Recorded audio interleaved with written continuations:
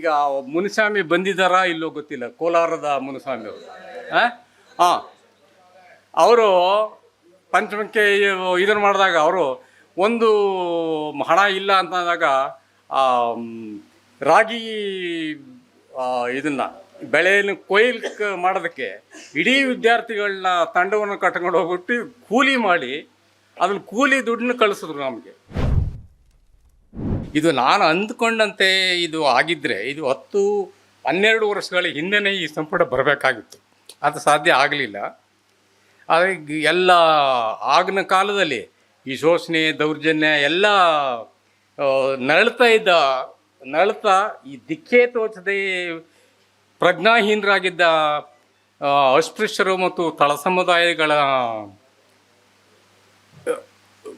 ಸಮುದಾಯಗಳಿಗೆ ಎಚ್ಚರ ಮೂಡಿಸೋದಕ್ಕೆ ಕಾರಣ ಆದದೇ ಪಂಚಮ ಪತ್ರಿಕೆ ಹುಟ್ಟಿದ ನಂತರನೇ ಅದು ದಲಿತ ಸಂಘರ್ಷ ಸಮಿತಿಯಾಗಿ ಒಂದು ಸಂಘಟನೆಯ ರೂಪ ಪಡೆತು.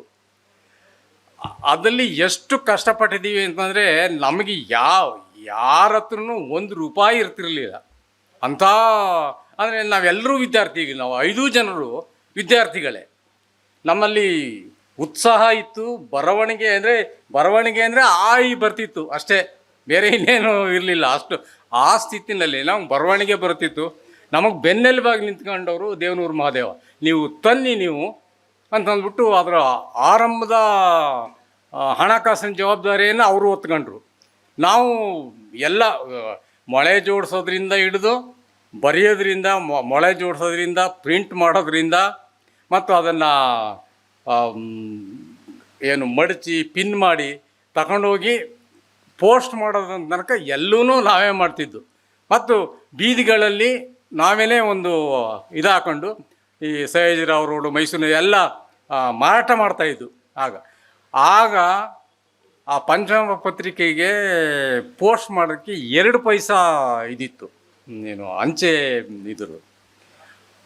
ಪಂಚಮ ಪ್ರಿಂಟ್ ಆದ ನಂತರ ಅದನ್ನು ಪೋಸ್ಟ್ ಮಾಡೋದಕ್ಕೆ ನಮ್ಮ ಹತ್ರ ದುಡ್ಡು ಇರ್ತಿರಲಿಲ್ಲ. ಎಲ್ಲ ಪಂಚಮ ಪತ್ರಿಕೆಯನ್ನು ಬಂಡ್ಲು ಕಟ್ಟಿ ಇಟ್ಕೊಂಡು ನಾನು ಯಾರಿಗಾರೋ ಕಳಿಸ್ತಾ ಇದ್ದೆ. ನಮ್ಮ ಇವ್ರನ್ನ ಉದ್ಯೋಗಸ್ಥರಿಗೆ ಇದಕ್ಕೆ ಒಂದು ₹5 ಇಸ್ಕೊಬರಪ್ಪ ಅಂತಂದು ಅವರು ಒಂದು ₹5 ₹10 ಇಸ್ಕೊಬಂಡ್ರೆ ಅದರಲ್ಲಿ ಸ್ಟಾಂಪ್ ತಗೊಂಡು ನಾವೇ ಸ್ಟಾಂಪ್ ಹಚ್ಚಿ ಆವಾಗ ನಮಗೇನು ಹೆಗಲ ಮೇಲೆ ಒತ್ಕೊಂಡು ಹೋಗ್ಬಿಟ್ಟು ಪೋಸ್ಟ್ ಬಾಕ್ಸ್ಗೆ ಹಾಕ್ತಿದ್ದು. ಪೋಸ್ಟ್ ಮಾಡ್ಕೊಂಡು ಬರ್ತೀವಿ. ಆ ಥರ ಸ್ಥಿತಿ ಇತ್ತು. ಇದು ಎಲ್ಲ ವಿದ್ಯಾರ್ಥಿಗಳ ಆಗಿನ ವಿದ್ಯಾರ್ಥಿ ಸಮೂಹಗಳಲ್ಲಿ ತುಂಬ ಎಚ್ಚರ ಮಾಡ್ತಿದ್ವು. ಅದನ್ನು ಎಲ್ಲ ವಿದ್ಯಾರ್ಥಿಗಳು, ಹಾಸ್ಟೆಲ್ಗಳ ವಿದ್ಯಾರ್ಥಿಗಳು ಅದನ್ನು ಬಂದ ತಕ್ಷಣ ಅದನ್ನು ಒಂದು ರೀತಿಯ ಬೈಬಲ್ ಥರ ಓದ್ತಾಯಿದ್ರು. ಅದೇ ವಿದ್ಯಾರ್ಥಿಗಳಲ್ಲಿ ಈಗ ಎಲ್ಲ ಘಟನೆ ಹೇಳಿದ್ರು, ಈ ಬಾಗಿ ಹೇಳಿದ್ದಾರೆ ಕೆಲವೆಲ್ಲ ಘಟನೆ. ಇದನ್ನು ಅದೇ ಥರದ್ದು ನಾನು ಈಗ ಪಂಚಮ ಪತ್ರಿಕೆ ಪ್ರಿಂಟ್ ಆದ ನಂತರ ಎಲ್ಲ ಹಾಸ್ಟೆಲ್ಗಳಿಗೂ ಹೋಗ್ಬಿಟ್ಟು ವಿದ್ಯಾರ್ಥಿಗಳಿಗೆ ಮಾರಾಟ ಮಾಡ್ತಾಯಿದ್ದು. ಹಾಗೆ ಮಾನಸ ಗಂಗೋತ್ರಿನಲ್ಲಿ ಒಂದು ಸಲ ಈಗ KB ಸಿದ್ದಯ್ಯ ನಾನು ಶಿವಾಜಿ ಗಣೇಶನ್ ಅವರ ರೂಮ್ನಲ್ಲಿ ಉಳ್ಕೊಳ್ತಾ ಇದ್ದೆ. ಶಿವಾಜಿ ಗಣೇಶನು, ಶಿವಮಲ್ಲ ಆಗ ಮಾನಸ ಗಂಗೋತ್ರಿಯ ಹಾಸ್ಟೆಲಿದ್ದು. ಆವಾಗ ಒಂದು ಸಲ ನಾನು ಹಿಂಗೆ ಪಂಚಮ ನೇತಾಕೊಂಡು ಎಲ್ಲ ವಿದ್ಯಾರ್ಥಿಗಳಿಗೆ ಕೊಟ್ಟಾಕೋದು. ಒಬ್ಬ ವ್ಯಕ್ತಿ ನನಗೆ ಒಳಗಡೆಗೆ ಬಿಟ್ಕೊಳ್ಳಿಲ್ಲ. ಯಾವ ಪಂಚಮನ ನಾವು ಪ್ರಜಾವಾಣಿಯಲ್ಲೇ ಓದೋದಿಲ್ಲ, ಇನ್ನು ಪಂಚಮ ಓದ್ತೀವಾ ಅಂತಂದ್ಬಿಟ್ಟು ಬಿಸಾಕದ ಅವನು. ಅದೇ ವ್ಯಕ್ತಿ ನಂತರ ಮೀಸಲಾತಿಯ ಕ್ಷೇತ್ರದಿಂದ ಶಾಸಕನಾಗಿ ಸಚಿವನೂ ಆದ ಆತ. ಯಾರಪ್ಪ ಅವನು? ತುಮಕೂರಿನ ಎಂತ ಲಂಬಾಣಿ ಒಬ್ಬ, ತುಮಕೂರಿನ ಶಿವಮೂರ್ತಿ ನಾಯ್ಕ.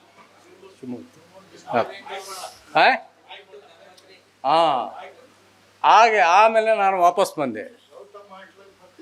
ಹೌದೌದು. ಆಮೇಲೆ ಇದೇ ಥರದ್ದು ಇದೇ ಬಾಗಿ ಹೇಳಿದ್ರು. ಇದೇ ಪಂಚಮವನ್ನು ಈಗ ಮುನಿಸ್ವಾಮಿ ಬಂದಿದ್ದಾರಾ ಇಲ್ಲೋ ಗೊತ್ತಿಲ್ಲ, ಕೋಲಾರದ ಮುನಿಸ್ವಾಮಿ ಅವರು. ಅವರು ಪಂಚಮಕ್ಕೆ ಇದನ್ನು ಮಾಡಿದಾಗ ಅವರು ಒಂದು ಹಣ ಇಲ್ಲ ಅಂತಂದಾಗ ರಾಗಿ ಇದನ್ನು ಬೆಳೆಯನ್ನು ಕೊಯ್ಲು ಮಾಡೋದಕ್ಕೆ ಇಡೀ ವಿದ್ಯಾರ್ಥಿಗಳನ್ನ ತಂಡವನ್ನು ಕಟ್ಕೊಂಡು ಹೋಗ್ಬಿಟ್ಟು ಕೂಲಿ ಮಾಡಿ ಅದ್ರಲ್ಲಿ ಕೂಲಿ ದುಡ್ಡನ್ನ ಕಳಿಸಿದ್ರು ನಮಗೆ. ಆ ಥರದ ಇಂಥದ್ದು ಸಾವಿರ ನನ್ನಲ್ಲಿ ಸರಕು ಅಷ್ಟು ಆ ಘಟನೆಗಳು ಇದನ್ನು ಇಂಥ ಮತ್ತೊಂದು ಸಂಪುಟವನ್ನು ತರುವಷ್ಟು ಸಾಮಗ್ರಿ ಇದೆ. ಕದೇನೋ ಇದೆ ಎಲ್ಲ ಅದನ್ನು ಬರೆದಿರೋದಲ್ಲ, ನಾನು ಹುಟ್ಟಿಸ್ಕೊಂಡು ಬರೆಯೋದಲ್ಲ.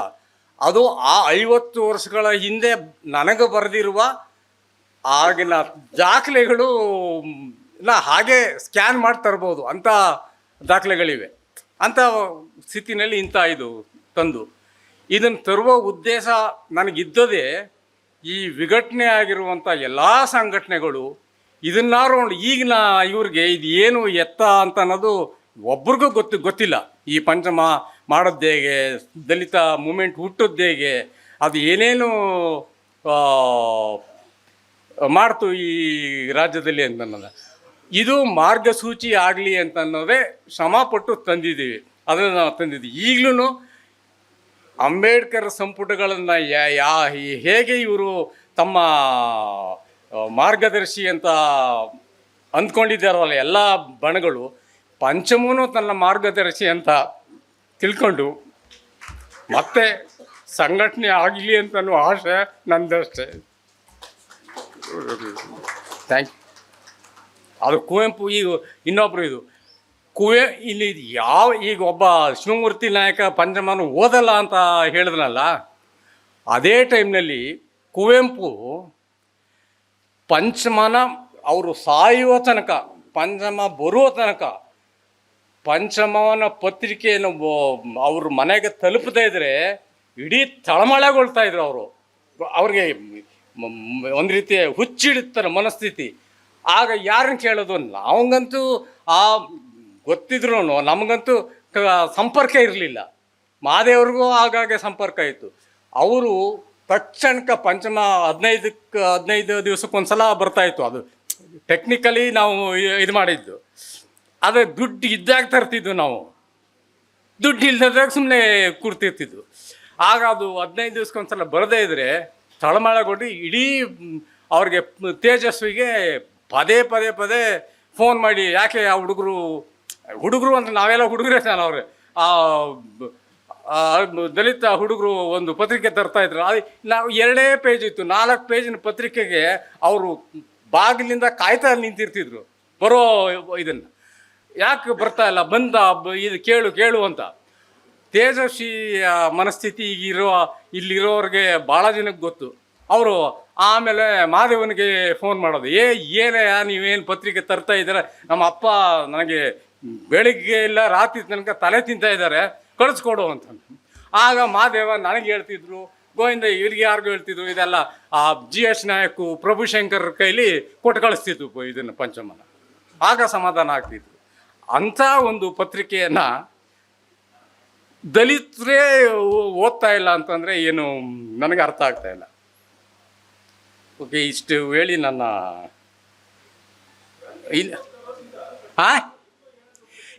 ಇನ್ನೊಂದು ಅಷ್ಟು ಹೇಳ್ಬೇಕು. ಇನ್ನೊಂದು 20-25 ಸಂಚಿಕೆಗಳು ನಮ್ಮ ಲಭ್ಯ ಆಗಿಲ್ಲ.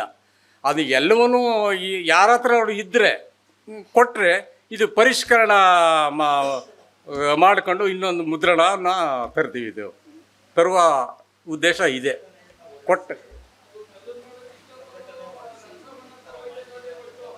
ಇಲ್ಲ, ಅವ್ರಿಗೂ ಎಲ್ರಿಗೂ ಕಾಂಟ್ಯಾಕ್ಟ್ ಮಾಡೋದು ಸಿಕ್ಕಿರಲಿಲ್ಲ ನಮಗೆ. ಅದನ್ನು ಎಲ್ಲ ವಿವರ ಹೇಳೋಕ್ಕಾಗಲ್ಲ. ಈಗ ನಾನು ಅದೇನು ಪಡಬಾರದ ಇದನ್ನೆಲ್ಲ ಮಾಡಿದ್ದೀನಿ, ಈ ಒಂದು ಸಂಗ್ರಹ ಮಾಡೋಕ್ಕೆ. ಹಾಂ, ಅಲ್ಲ ನೋಡಿ, ಯಾರಾದ್ರೂ ಮಾಡಿ ನಾವು ಮಾಡೋದು ಪ್ರಯತ್ನ ಮಾಡ್ತೀವಿ. ಇಲ್ಲಿರೋ ಎಲ್ರದ್ದು ಜವಾಬ್ದಾರಿ, ನನ್ನದೇ ಜವಾಬ್ದಾರಿ ಅಂತ ಏನಲ್ಲ, ಇಲ್ಲಿರೋ ಎಲ್ರದ್ದು ಅದು ಆ ಜವಾಬ್ದಾರಿ ಇದೆ.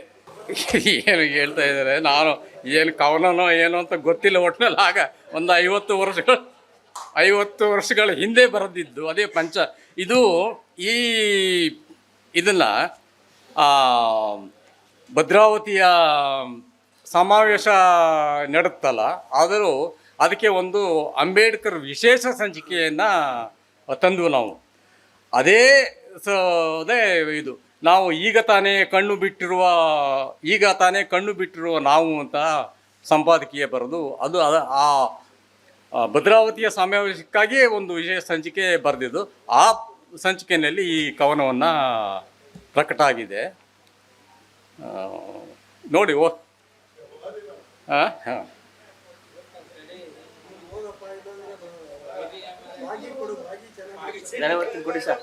ನೀವು ಓದ್ತೀರಾ?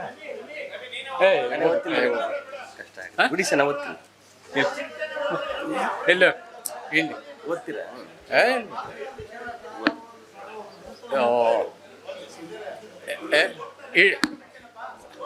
ಏನಿಲ್ಲ, ಏನು ಕೇಳಿಸೋ ಸರಿಗೆ ಇದಾಗ್ತಾ ಇದೆಯಾ? ಇಂಡಿಯಾ, ನಾನೊಬ್ಬ ಕಲಿತ ಬಿಸಿ ರಕ್ತದ ಕಪ್ಪು ಹುಡುಗ.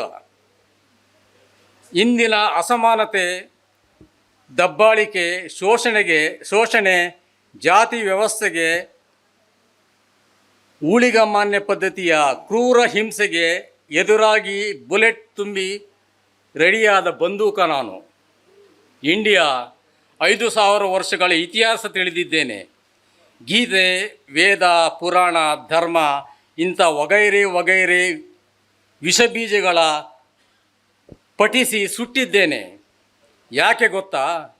ಅಲ್ಲಿ ನನಗೆ ಕಂಡದ್ದು ನಿನ್ನ ವೈಭವದ ಈಸ್ಟ್ಮನ್ ಕಲರ್ ಚಿತ್ರಗಳಲ್ಲ. ನೋವು, ನಿರಾಸೆ ಎಲ್ಲವನ್ನೂ ತುಂಬಿಕೊಂಡು ಕ್ರೂರ ಹಿಂಸೆಗೆ ತುತ್ತಾಗಿ ನೆಲೆ ಹಿಡಿದ ನನ್ನ ಜನರ ದುರಂತ ಕಥೆಯನ್ನು ಅದೆಲ್ಲ ಹಳೆ ಮಾತು ಅಂತ ತೇಲಿಸಿಬಿಟ್ಟರೆ 1976 ಕತೆ ಉಂಟಲ್ಲ ಹೊಸದಾಗಿಯೇ, ಅದಕ್ಕೇನೆನ್ನುತ್ತೀಯ ಜವಾಬು ಅಂದಾಗ ನಿನ್ನ ಬಾಯಿ ಕಟ್ಟುತ್ತದೆ. ಕಾಂಗ್ರೆಸ್ ಒಡೆಯ, ಇದು ನಿನಗೆ ನಿನ್ನ ಪಂಚವಾರ್ಷಿಕ ಯೋಜನೆಗಳಿಂದ ಆದದ್ದೇನು ಹೇಳಿದರೆ ನೀನು ಬಿರ್ಲಾನಿಂದ ಹಿಡಿದು ಮಾರುತಿ ಕಾರ್ನವರೆಗೆ 108 ಅಸಮಾನತೆಗಳ ಪಟ್ಟಿ ಕೊಟ್ಟು ಬಿಡುತ್ತೀಯ. ಅದು ನಿನಗೆ ಮಹತ್ವದ್ದೆನಿಸುತ್ತದೆ. ಕೋಟಿ ಚೆಲ್ಲಿ ಚಂದ್ರ ನಗರಿಗೆ ಏರಿದ್ದು, ಬಾಂಬ್ ಸ್ಫೋಟಿಸಿದ್ದು, ಆರ್ಯಭಟನನ್ನು ಹೇಳುತ್ತಾ ಜಂಬ ಕೊಚ್ಚಿಕೊಳ್ಳುತ್ತೀಯ. ಮುಚ್ಚುಬಾಯಿ.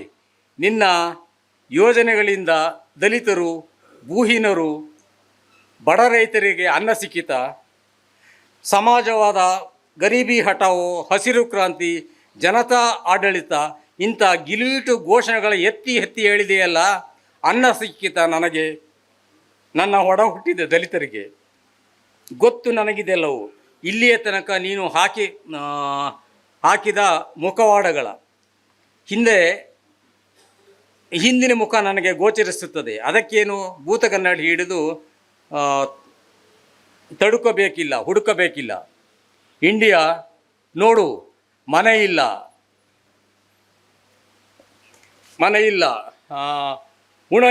ಉಡಲಿಲ್ಲ, ಸರಾಗ ಬದುಕಲೇನೂ ಇಲ್ಲದ ಅನ್ನ ಎಂದರಚಿ ದಿಕ್ಕಿಗೂ ಅಲೆವ ಬೆತ್ತಲೆಯ ಫುಟ್ಪಾತ್ ದಲಿತ ಬಾಂಧವರ ಇವರೊಳಗಿನ ಕಿಚ್ಚಿನ ಬಿಸಿ ತಟ್ಟಲಿಲ್ಲ ನಿನಗೆ.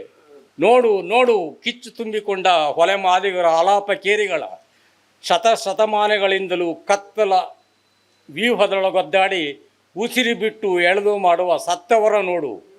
ಹಗಲಲ್ಲವಾಯಿದು, ഇരുಳಲ್ಲವಾಯಿದು ಅನ್ನುವುದೇನೂ ಇಲ್ಲದೆ ದುಡಿದು ಹಸಿದ ಬೆವತೆ ಮುಖಗಳ ಅಸ್ಥಿಪಂಜಗಳ ಯಾಸ ನೋಡು.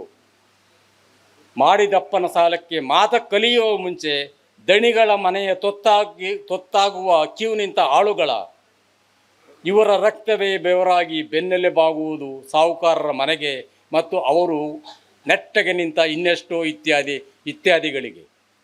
ಅಸಹಾಯಕ ನನ್ನಪ್ಪ ಅಣ್ಣ ತಮ್ಮಂದಿರ ಎದುರೇ ನನ್ನವ್ವ ಅಕ್ಕ ತಂಗಿಯರ ಸೀರೆ ಸೆಳೆದು ಆಡು ಹಗಲೇ ಸಂಭೋಗಿಸುವುದ ಕಂಡು ನನ್ನ ರಕ್ತ ಕುದಿಯುತ್ತದೆ. ದಿನವೂ ಕೊಲೆಯ ಸುಲಿಗೆಗೆ ಸಿಕ್ಕಿ ತತ್ತರಿಸುವ ನನ್ನ ಹತಾಶ ಮುಗ್ಧ ಜನತೆಯ ಕಂಡು ನನ್ನೊಡಲ ಬೆಂಕಿ ದಗದಗಿಸುತ್ತಿಲ್ಲವಾ ಹೇಳು. ಹೀಗೆ ಕೇಳಿದರೆ ನಿನ್ನ ನಾಲಿಗೆ ಹೇಳುವುದೇ ಇಲ್ಲ. ಇಂಡಿಯಾ ಇಲ್ಲೇ ಇಲ್ಲೇ ಸತ್ತ ಬದುಕುವ ನನಗೆ, ಇಲ್ಲೇ ಅಡ್ಡಾಡುವ ನನಗೆ, ಇಲ್ಲೇ ಹುಟ್ಟಿಕೊಂಡಿದ್ದು ಬೆಂಕಿ. ಕಬಳಿಸುತ್ತಿರುವ ನನ್ನ ಕಡುದಾರಿದ್ರ್ಯ ಭಯಾನಕ. ಗಹಗಹಿಸುವುದು ನಾಳೆಗಳ ಹಿಂದೆ ತಂದು. ಇದಕ್ಕುತ್ತರ ಇದೆಯಾ ನಿನ್ನಲ್ಲಿ? ಇದೆಲ್ಲ ಕಂಡು ಸುಮ್ಮನೆ ಒಳಗೆ ಕುದಿದು ದಹಿಸುತ್ತಾ ಕೂರಲಾರೆ.